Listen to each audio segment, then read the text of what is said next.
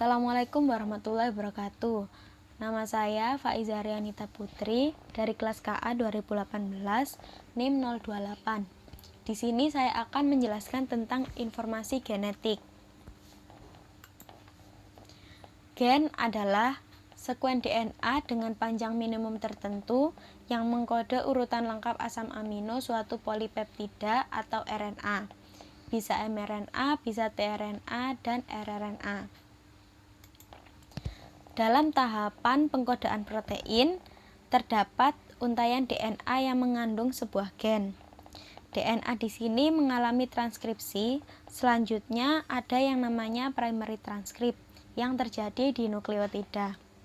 Adanya proses transkripsi ini menyebabkan adanya RNA processing menghasilkan mRNA.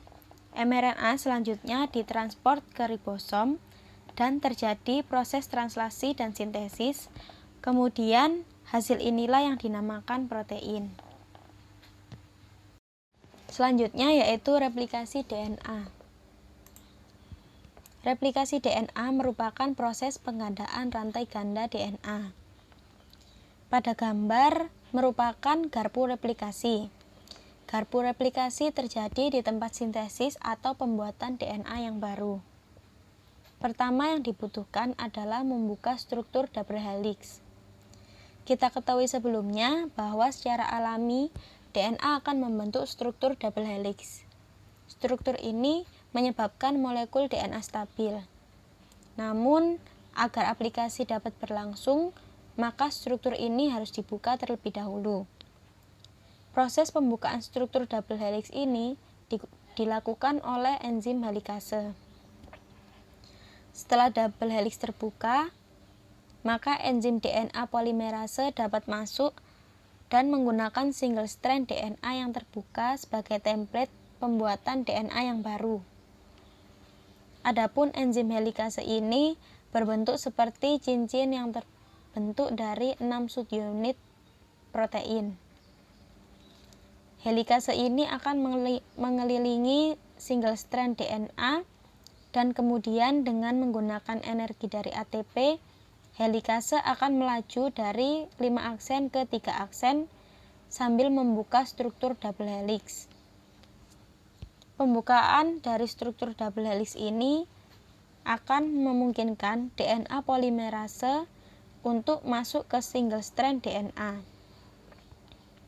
DNA polimerase merupakan enzim utama dari proses replikasi DNA. Enzim ini merupakan katalisator dari proses polimerase DNA. DNA polimerase akan menyusun strand DNA yang baru dengan menyusun satu persatu dNTP dengan bantuan template strand DNA ini. Perlu diingat bahwa agar DNA polimerase dapat menempel juga dibutuhkan RNA primer yang dibentuk oleh RNA primase. Proses adanya helikase dan disertai bergabungnya DNA polimerase akan membentuk garpu replikasi. Selanjutnya yaitu sintesis protein. Dalam sintesis protein dibagi menjadi 2 tahap, yaitu tahap transkripsi dan tahap translasi. Tahap transkripsi adalah proses pembuatan salinan mRNA yang berasal dari DNA. Sedangkan tahap translasi merupakan proses penerjemahan mRNA menjadi protein. Jadi singkatnya, sintesis protein adalah proses DNA menjadi mRNA, kemudian mRNA menjadi protein. Enzim yang berperan dalam tahap transkripsi yaitu RNA polimerase. Proses yang pertama yaitu transkripsi yang terjadi di dalam nukleus. Terdapat 3 tahapan yang terjadi dalam transport aktif, yaitu inisiasi, elongasi, dan terminasi. Pada saat proses transkripsi, DNA yang terkandung di dalam nukleus akan dihampiri oleh RNA polimerase. Inisiasi terjadi saat RNA polimerase melekat pada daerah promotor gen. Pada saat itu, RNA polimerase akan mulai membentuk mRNA melalui cetakan DNA template. Poin yang harus diingat pada transkripsi adalah adenin pada DNA akan berpasangan dengan urasil pada mRNA. Timin pada DNA akan berpasangan dengan adenin pada mRNA. Guanin pada DNA akan berpasangan dengan sitosin pada mRNA. Dan sitosin pada DNA akan berpasangan dengan guanin pada mRNA. Kemudian, RNA polimerase akan mengarahkan pembacaan dari arah 5 aksen ke arah 3 aksen. Proses ini dinamakan sebagai elongasi. Transkripsi akan berakhir saat RNA polimerase sampai pada daerah terminator. mRNA yang telah terbentuk mengandung urutan 3 basa nitrogen yang dikenal dengan kodon. Selanjutnya, mRNA atau yang dikenal sebagai kodon ini akan meninggalkan nukleus melalui pori-pori nukleus menuju sitoplasma untuk memulai tahap translasi. Selanjutnya yaitu tahap translasi. Pada tahap ini terjadi proses pembacaan kodon dan penggabungan asam amino melalui ikatan peptida. Pada tahap translasi terjadi di sitoplasma.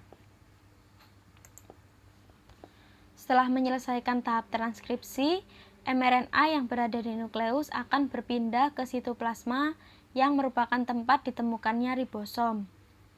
Hal ini dilakukan untuk melanjutkan tahap translasi. mRNA ini berperan sebagai cetakan untuk pembuatan protein. Sebagaimana kita ketahui, mRNA mengandung urutan 3 jenis basa nitrogen yang disebut kodon. Sehingga poin yang harus diingat adalah translasi merupakan proses penerjemahan mRNA untuk dibuat menjadi protein. Hal yang harus diingat dalam translasi adalah pairing rule atau aturan memasangkan basa nitrogen. Pada translasi, adenin pada mRNA akan berikatan dengan urasil pada tRNA.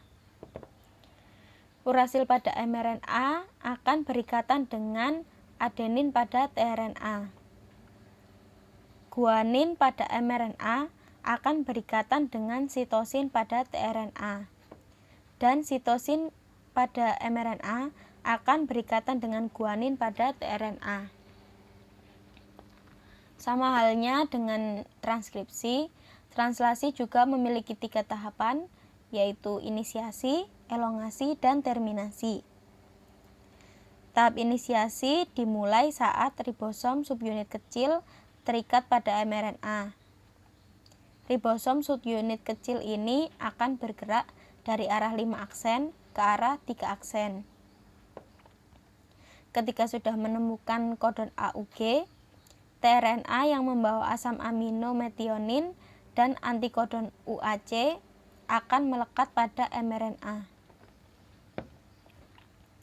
Kemudian setelah tRNA terikat pada mRNA, maka ribosom subunit besar akan datang dan terikat juga bersama ribosom subunit kecil untuk melengkapi proses inisiasi. Ribosom subunit besar memiliki 3 daerah, yaitu daerah A atau aseptor site, daerah P atau peptidyl site, dan daerah E atau exit site. Saat terjadi proses elongasi asam amino yang lain akan dibawa pada rantai mRNA oleh RNA transfer dengan membawa antikodon. Untuk dapat mengetahui jenis asam amino apa yang akan mengkode kodon, maka kita dapat lihat pada tabel triplet kodon. Misalnya, jika pada mRNA kodon AUG, maka asam amino yang terbentuk adalah metionin. Begitupun selanjutnya. Selanjutnya, asam amino yang baru ini akan memasuki daerah A atau aseptor site Lalu, ikatan peptida akan terbentuk di antara kedua asam amino pada daerah P atau peptidyl site. Saat itu, ribosom akan berpindah ke triplet kodon yang ada di mRNA. Sehingga tRNA yang sudah melepaskan asam aminonya akan berada di daerah E atau exit site dan bersiap untuk keluar. Kemudian, daerah aseptor site bersiap untuk ditempati tRNA yang baru. Siklus ini akan terus berulang sampai pada tahap terminasi. Terminasi terjadi ketika salah satu dari 3 stop kodon berada di daerah aseptor site. Kodon ini dikenali oleh protein yang dikenal sebagai release factor. Saat memasuki daerah aseptor site, secara otomatis polipeptida akan rilis dari ribosom, dan ribosom pun akan terpisah dan bersiap untuk melakukan translasi yang baru. Nah, polipeptida inilah yang dikenal sebagai protein.